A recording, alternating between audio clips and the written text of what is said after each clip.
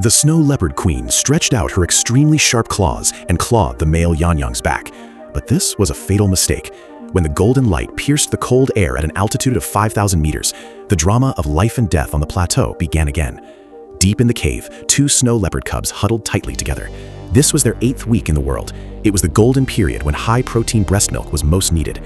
However, their mother had not harvested pellets for 2 days in the extremely high cold zone. Hunger is the cruelest elimination law on the cliff. For the sake of its children, it slowly walked out of the cave. Its ice-blue eyes were locked on the distance. This was a desperate move that it had no choice. You must know that every life on the plateau is a matter of survival. Yanyang's hooves have a magical suction cup structure that can firmly grasp the nearly vertical cliff. And the prairie dog is a famous sentinel, looking around vigilantly at the entrance of the cave. But as long as they appear in the field of vision, they are all potential menu items for the snow leopard.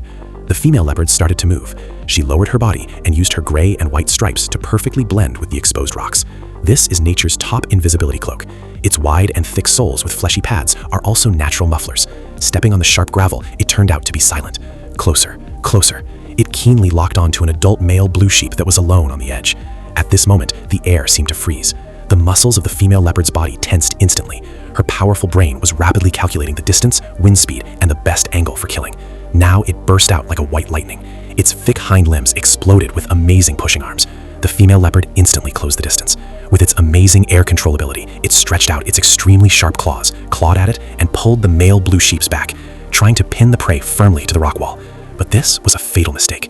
Weightlessness, rolling, violent impact, rubble falling like a torrential rain. The snow leopard and its prey rolled crazily for dozens of meters on the nearly 90-degree cliff. Fortunately, the snow leopard's long and thick tail swung wildly in the air like a balancer, helping it to remove the fatal impact force. The dust settled. The most regrettable thing is that the ram struggled to escape and quickly disappeared behind the icy ridge. The hunt was a complete failure. The female leopard's body was shaking violently. Fortunately, it had extremely strong bones and thick fur, and no fractures occurred. However, it did not have time to heal its injuries. Instead, it dragged its body covered with bruises and dug into the rock crevices with its sharp claws. It climbed back to the top of the cliff step by step with difficulty. Each exertion of force was a cruel torture to the limit of the body, but it had to go back because there were still 2 weak little beings waiting for food in that dark cave.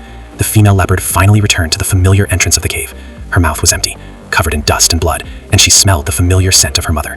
The 2 cubs stumbled towards her.